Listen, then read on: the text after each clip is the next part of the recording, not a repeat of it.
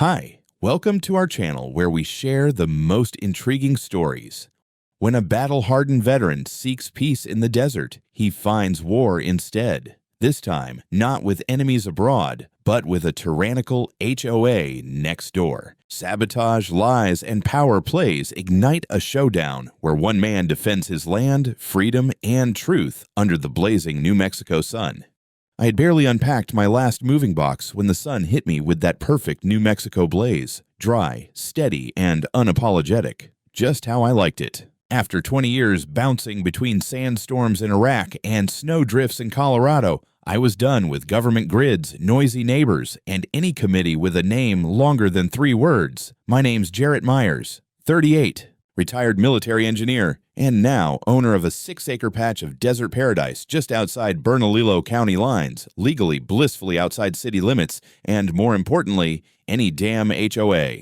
I had plans for this land, big ones. A self-sustaining power system with a ground-mounted solar array, a backup diesel generator, well water, and a gray water reclaim tank for irrigation. If society melted down tomorrow, I wanted to sleep through it with the AC humming and steaks defrosting in a freezer powered by the sun. I wasn't trying to impress anyone. I just wanted to live free and competent. So when the first crew truck rolled up that Tuesday morning, I practically grinned like a kid on Christmas. The contractor I'd hired, a guy named Ortiz, brought in his team to prep the site. We'd staked the southern ridge, cleared the brush, and started pouring the concrete footing for the solar racks. It was finally happening. My own electric independence. Around noon, while the guys were setting the first steel base into place, I heard tires crunching on my gravel. Slow, deliberate, too heavy for delivery, too confident for a lost tourist. I turned and saw a white BMW SUV roll right up to my open gate. The license plate frame read Mesa del Sol, live beautifully. Red flag number 1. The woman behind the wheel stepped out like she owned the damn horizon. Mid-40s, expensive sunglasses, tight bun, yoga pants that had never seen a stretch, and the air of someone used to having the last word. She didn't introduce herself, just marched straight toward me, clipboard in hand. "You need to stop this immediately," she said. Tone clipped like she was ticketing a teenager for jaywalking. I blinked. "Excuse me." She flipped open the clipboard like she was unholstering a weapon. "This installation violates HOA Bylaw 4.17. Prohibited visual infrastructure facing public access. All solar structures must be roof-mounted and aesthetically shielded from community view." I looked around theatrically, raising my eyebrows. "What community?" She frowned. "This is part of Mesa del Sol." "No, ma'am, this is private property." "It's not part of any HOA." "That's a common misunderstanding," she snapped. "Your parcel was originally slated to join the HOA. It's under the Architectural Committee's jurisdiction." I held up a finger. "1 second. I turned, walked to my truck, and came back with a manila folder. I handed it to her, letting the smugness drain from her face as she flipped through the deed parcel map and zoning confirmation letter from the county office. "As you can see," I said calmly, "this land is zoned agricultural outside HOA boundaries. I'm not subject to your bylaws. Not then, not now, not ever." She looked up, her mouth twisted. "Regardless of what that says, we have a certain aesthetic standard here." "I'm sure you do," I said. "And I'm sure it'll be just fine without involving me." There was a beat of silence. Then she thrust the folder back into my chest and walked back to her car without another word. Just before slamming the door, she muttered, "This isn't over." She peeled out of my driveway like a fast and furious villain in a PTA meeting. I chuckled, tucked my documents away, and went back to the site. Ortiz gave me a look. "Trouble?" "Just a woman who thinks the sun needs her permission to shine." He laughed, but there was an uneasiness in his posture. "We're good to keep working?" "We're golden." That night, after the crew left, I walked the perimeter with a flashlight. Old habit. Made sure the locks were set. Tools were secured. The panels were still just frames on steel. But I stood there for a long while, looking at them in the moonlight, already feeling the warm hum of electricity they'd soon be giving me. In the stillness, the coyotes howled in the distance, and I smiled. Civilization was out there, but not here. 3 days after Karen's uninvited performance, the first real sign of escalation arrived like a bat to the teeth, literally. I woke early that morning, not out of habit, but because my dog, Duke, a black lab mix with a military sense of timing, was growling near the back door. He's usually calm unless he smells something worth a report. I grabbed the flashlight, stepped out in my boots and flannel, and followed his nose out to the ridge where the solar racks were. Even before I reached them, I saw the glint. 3 of the panels, brand new, barely mounted, had been shattered. Not cracked, not scuffed by wind or rain. Smashed, glass splintered in spiderwebs, crystalline bits scattered in the dust like broken ice. The 4th panel was bent inward, like it had taken a solid blow from a sledgehammer.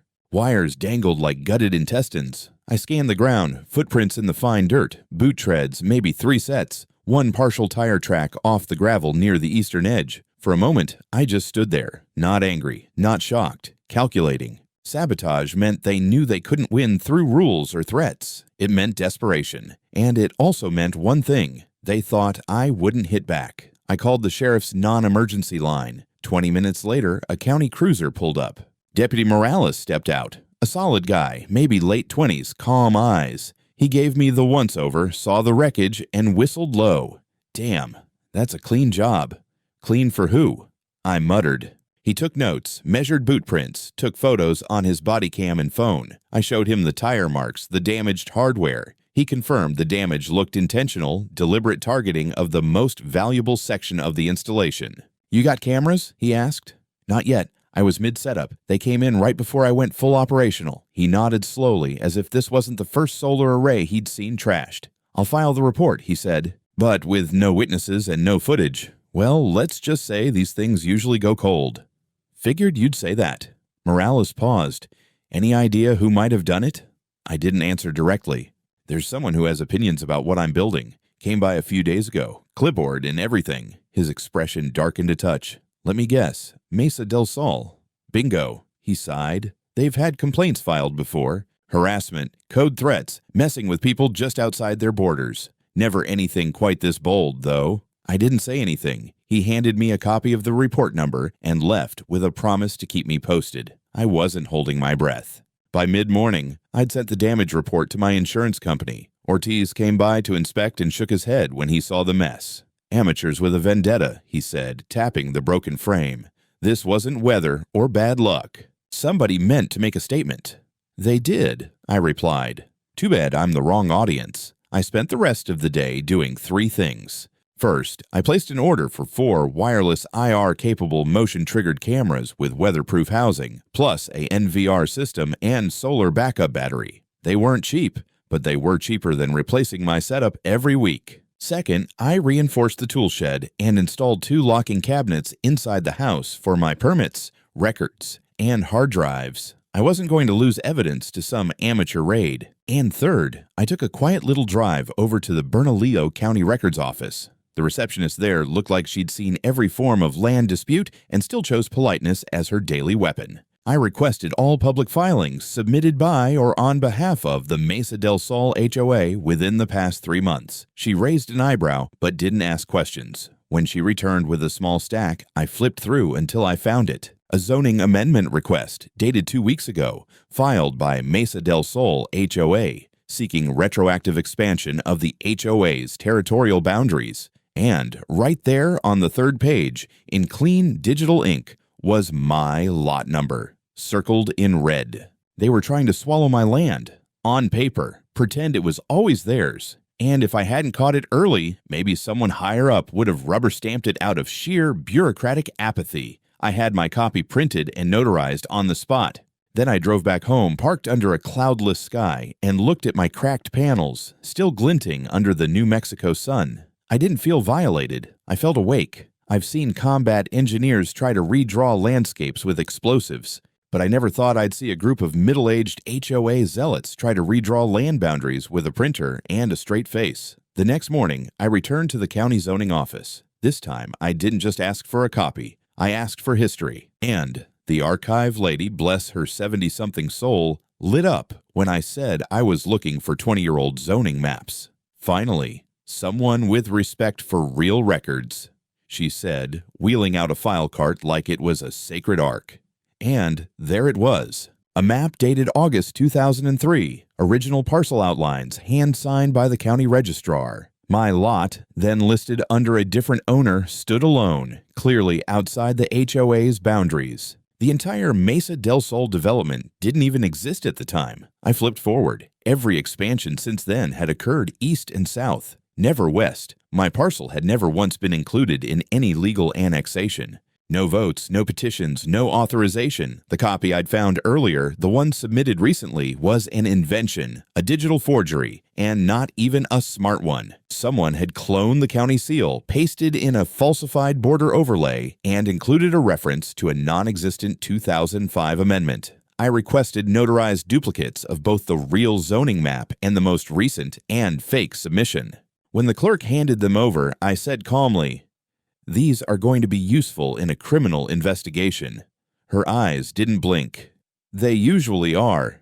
Back home, I placed the documents in my fireproof safe and uploaded scans to cloud storage. I also emailed copies to my lawyer, a crusty property rights expert named Jeanette Mullins. She'd retired twice, both times unsuccessfully, and now handled land disputes like they were personal feuds, which, let's be honest, they often are. She called me back that night. "Jarrett," she said after a pause, "do you know what you've got here?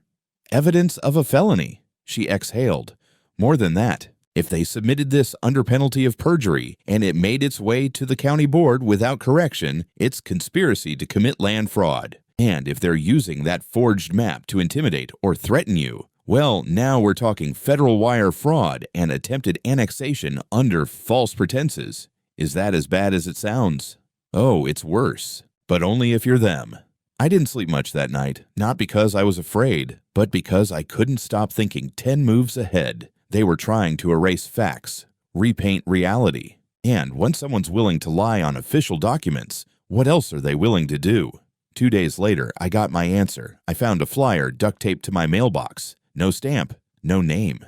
Just a bold font warning printed in HOA blue and cream. All property owners within Mesa del Sol are subject to the rules and restrictions of our shared community. Unauthorized installations are a violation of community standards and will be reported to the board. Non-compliance may result in fines and legal enforcement. At the bottom, President Karen L. She still thought this was a game of chicken. I walked inside, placed the flyer next to the fake zoning map, and began assembling what I called the binder. A red 3-ring beast labeled in block letters: evidence, fraud, trespass, property interference.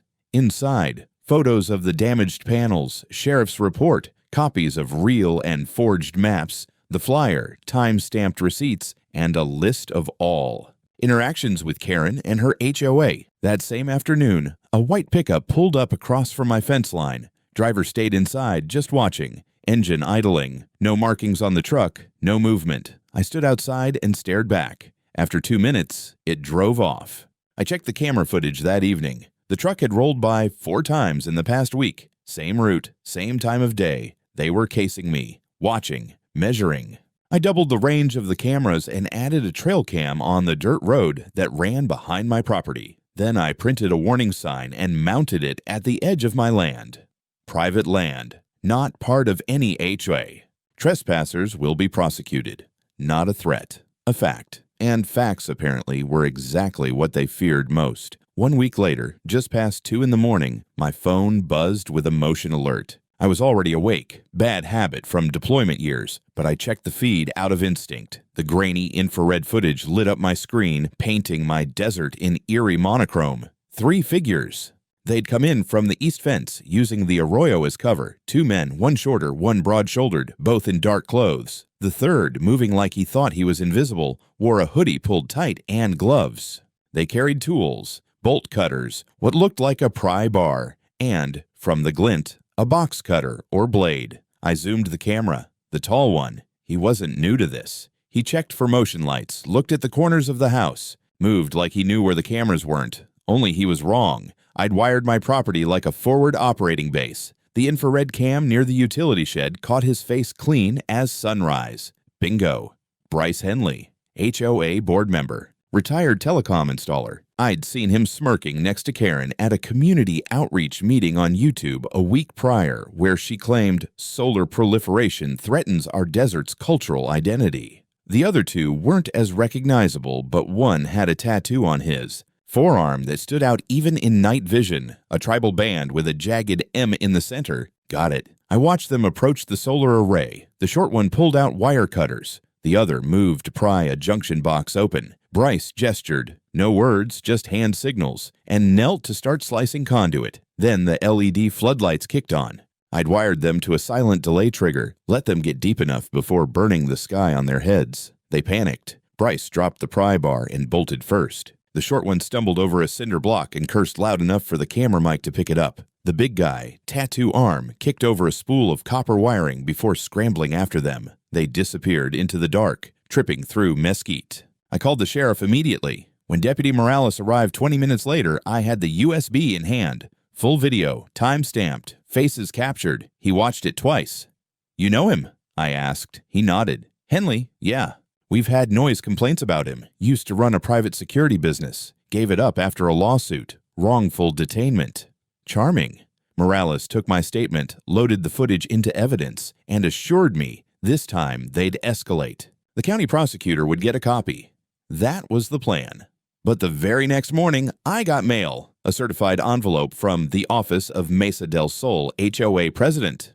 Inside, a lawsuit filed in district court. Civil action for willful disregard for community standards, degradation of visual harmony, and obstruction of HOA compliance authority. It was laughable if it weren't signed and sealed. They were accusing me of damaging their environmental cohesion, claiming my solar panels were an eyesore that compromised property values of the surrounding community. They demanded removal of the installation, payment for restorative landscaping, and injunctive relief to cease further unsanctioned construction. I sat down, hands steady, and reread it twice. The irony wasn't lost on me. They'd sent goons to sabotage my system in the dead of night, caught on camera, and now they were suing me for damaging their view. I called Jeanette. She laughed when I read it aloud. Then she went quiet. "That lawsuit's a decoy," she said. "It's Karen playing PR chess. She knows criminal charges are coming, so she's trying to paint you as the aggressor first. Media spin, smokescreen. If it leaks to local press, she wants her version out there before yours." "I don't care about spin," I said. "I care about escalation." And you've got it. This isn't about solar panels anymore. I ended the call and stepped out onto the porch. The desert was still. The air smelled like creosote and burnt wires. I looked at the damaged rack. One cable had been sliced, but not severed. The panels had held. So had I. They wanted war in the shadows. Fine. I'd bring it into the daylight. She came at sunset, just like a cliché. I was on the porch, sipping black coffee gone lukewarm and reviewing camera feeds, when the same white BMW rolled up again, slowly this time, gracefully, not like the angry blitz she pulled the first time. When she stepped out, it wasn't in yoga pants or a clipboard vest. It was a sleek burgundy dress, heels sinking lightly into the gravel, and a bottle of wine in one manicured hand. The smile she wore was pure theater, half apology, half bait. I said nothing. Karen Laurel approached the porch like she'd been invited. "Jarrett," she purred, like we were old friends who once danced in a Paris spring. "Karen." She lifted the wine bottle like a peace offering. "Look, I didn't come here to argue. I came to talk. You always bring lawsuits to your negotiations?" She flinched, just slightly. "That wasn't my call. The board pushed for it." "You are the board." She chuckled nervously.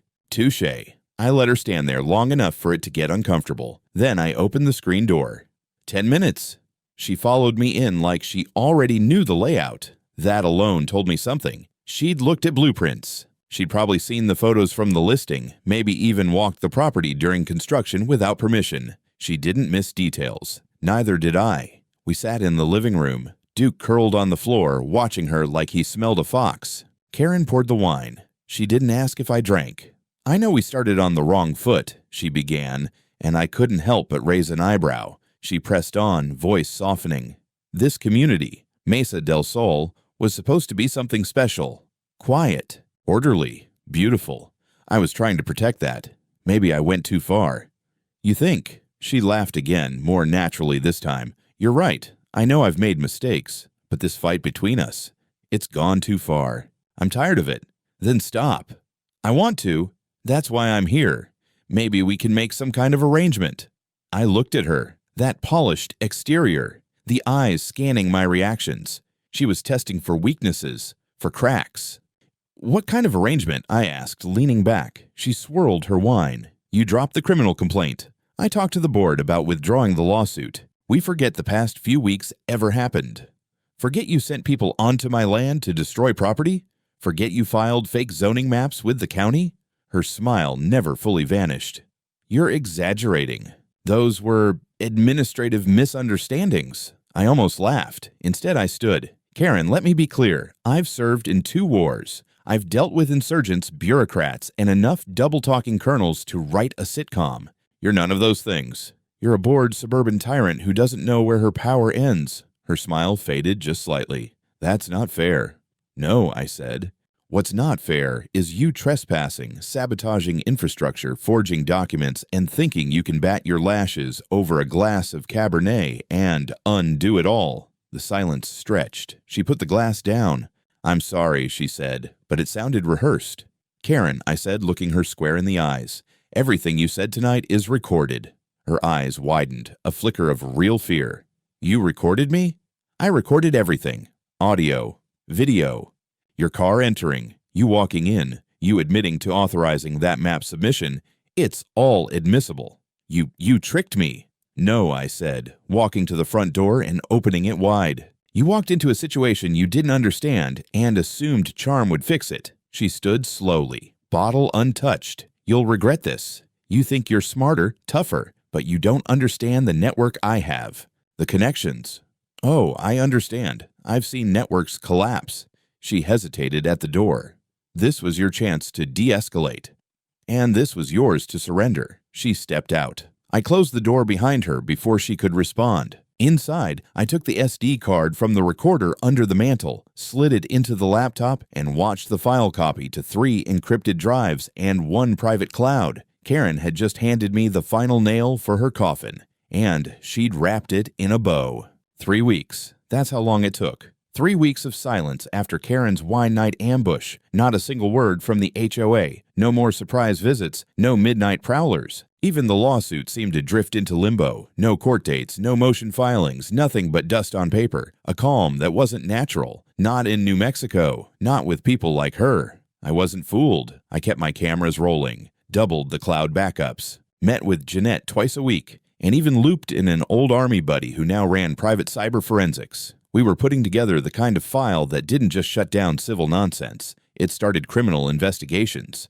And not the petty kind. Then the morning came. At 7:15 a.m., 2 unmarked black SUVs and 1 county sheriff cruiser pulled up to the HOA office building. One of those fake Adobe stucco things with a stone sign that probably cost more than the HOAs inside. I was parked across the street with a thermos of coffee and binoculars. Pure habit. I didn't trust them not to lose files before subpoenas landed, but I didn't need to wait long. 6 men in windbreakers fanned out, Department of Justice insignias barely visible. They moved like they knew where to go.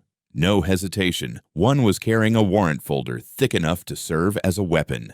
At 7:22, Karen Laurel stepped outside. She was dressed sharp, white blazer, skirt, pearl necklace, probably on her way to some staged board meeting or charity photo op. She didn't even notice the agents until they surrounded her. I saw her expression when the sheriff's deputy read her the charges, that frozen split second when everything collapsed behind her eyes. She went stiff, mechanical, only blinked once when the handcuffs clicked. Obstruction of justice, falsification of public documents, criminal trespass, malicious destruction of property, wire fraud, and, cherry on top, attempted unlawful incorporation of sovereign land into a civil district. That last one, federal. They walked her to the cruiser. Not roughly, not like TV arrests. Calm. I almost felt bad for her. Almost. The next 48 hours were a frenzy. News broke locally first. Small station headline. HOA president accused of document forgery in solar panel sabotage case. Then the Albuquerque outlets picked it up. Then Santa Fe.